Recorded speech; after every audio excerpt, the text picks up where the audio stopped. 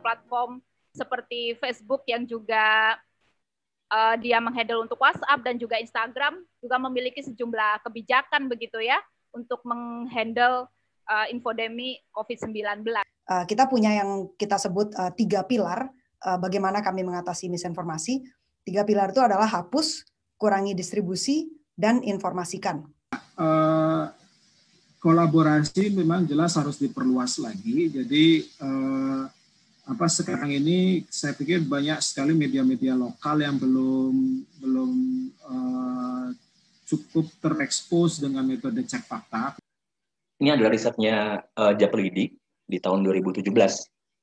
Media hanya berkontribusi pada 0,4% dari, ini persentase ya, 0,4% dari upaya literasi media di Indonesia. Pada akhirnya jurnalisme itu sama buzzer bedanya tipis-tipis.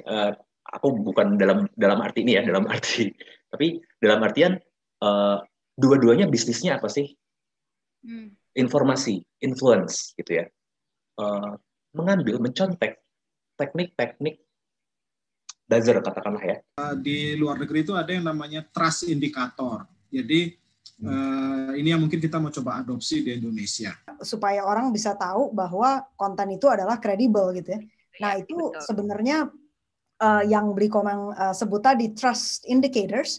Jadi pekerjaan cek fakta ini masih seperti pemadam kebakaran, dia menyemprotkan air di api yang muncul di hadapannya dan sekelilingnya, tapi upaya untuk mencari sumber apinya di mana dan mematikan sumber apinya itu yang masih perlu lebih banyak upaya ya.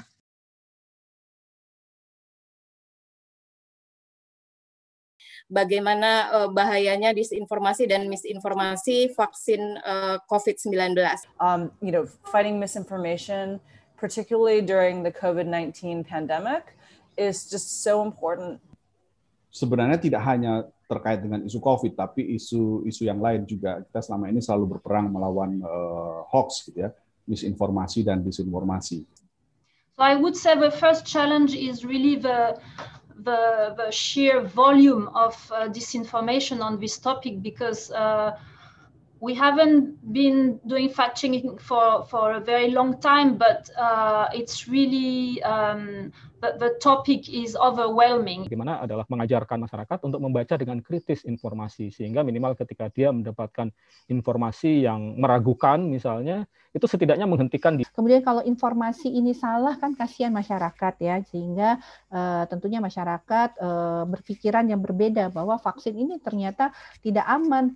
Kita melihat memang adanya persoalan transparansi ya, masih ada ya, dan persoalan data yang tidak sepenuhnya terbuka, terutama ini juga terjadi di daerah juga ya. Tapi memang membereskan data ini bukan permasalahan yang gampang ya, karena bagaimana alur data itu. Setiap data entry yang kita masukkan pasti ada kemungkinan human error.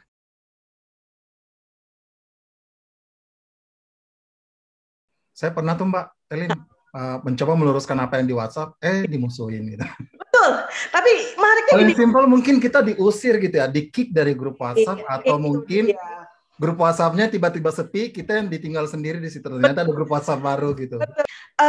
Tantangan lain adalah reach dari mungkin yang artikel verifikasi yang diproduksi oleh media, nggak cuma Liputan dalam hal ini, kemudian juga Mavindo dengan turn back hoax-nya, itu reach-nya tidak mungkin belum, saya nggak tahu ya, mungkin belum ada penelitian soal ini, tapi belum belum luas seperti yang kita harapkan. Yang pertama adalah kami meminta pemerintah untuk merapikan struktur komunikasi sehingga otoritas kesehatan itu bisa kredibel. Suaranya juga sesuai dengan narasi berbasis sains. Disinfodemi ini lebih atau mungkin sama berbahayanya dengan pandemi itu sendiri, karena taruhannya adalah kesehatan dan yang paling mengerikan nyawa orang.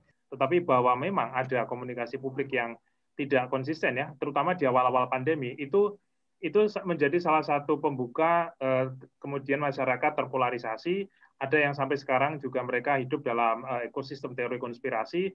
Kalau kita mau memberantas hoax, nggak mungkin sendirian. Dan yang harus kita pikirkan adalah bagaimana agar publik itu juga menjadi minimal dalam vaksinasi ini kita jangan sampai gagal. Jadi ada hoax yang terkait dengan upaya isu kesehatan atau isu keamanan gitu ya. Ada tentang isu kehalalan, ada tentang isu anti Cina, ada juga isu anti Barat. Mari kita lawan bersama.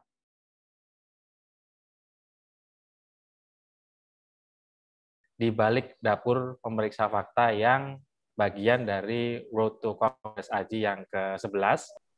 Kebebasan itu bukan tanpa batas gitu ya, artinya ada kesadaran untuk membagikan informasi-informasi yang tidak menyesatkan dan merugikan. Jadi memang berlapis ya ininya, verifikasinya nggak cuma dari dokumen aja, tapi kita juga harus wawancara, terus kita melihat juga perbandingan misalnya di luar negeri tuh kayak gimana sih. Kalau periksa fakta biasanya sih yang paling susah lah pandemik, soalnya itu kayak kita harus ngelihat dari latar belakang dokternya. Dan kemudian harus mengecek satu persatu poin klaim-klaim itu gitu. Lewat jurnal dan kemudian ke ahli.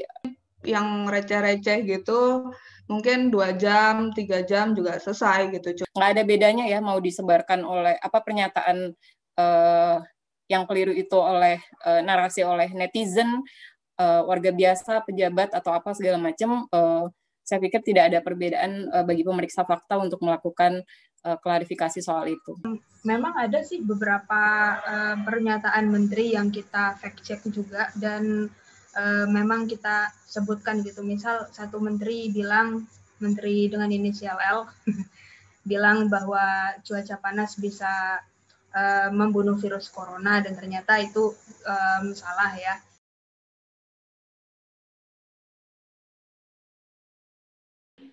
Memverifikasi narasumber ahli di masa pandemi.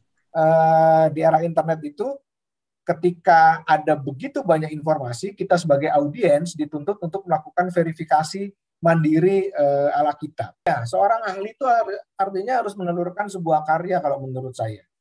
Untuk rekam jejak akademis, kita bisa menelusuri rekam jejak penelitiannya. Dia ahli di bidang apa, dan seorang ahli itu biasanya sangat spesifik tuh. Jangan dibungkam gitu. Kita berbeda pendapat dan kemudian yang penting sekali adalah jangan menyembunyikan data gitu. Data dan transparansi itu penting. Yang post-truth itu ya, ketika kebenaran tidak lagi didasarkan pada fakta-fakta empirik tapi pada perasaan. Kita memfilter kebenaran berdasarkan keyakinan. Yang dinamakan dengan ahli itu lebih luas ya. Ahli itu tidak hanya orang yang punya tulisan yang terindeks ya, tapi juga adalah orang-orang yang memang punya pengetahuan berdasarkan experience.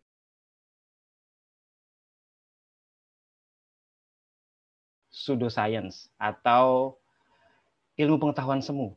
Saya mencoba untuk membuat padanannya, semoga tidak salah ya. Ilmu pengetahuan semu.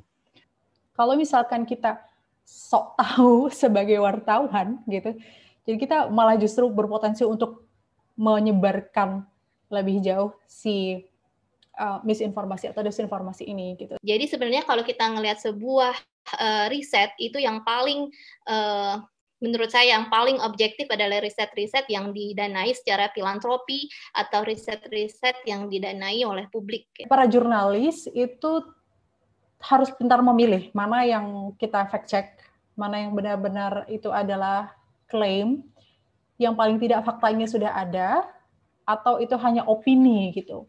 Kalau sudah memasukkan unsur keagamaan, saya pikir itu malah menjadi opini gitu.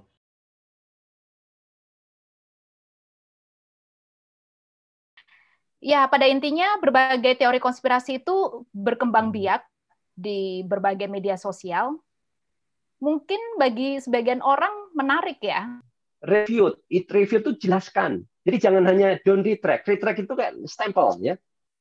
Kita tidak bisa menginterview virus, ya. Kita tidak bisa berdialog dengan virus, sehingga satu-satunya gantungan kita adalah orang-orang ahli di bidang itu. Orang yang anti vax kalau nyari di YouTube biasanya ketemu juga yang bumi datar. Bumi datar kalau dia nyari bahan bumi datar ketemu juga anti vax karena itu nyambung, ada kesamaan.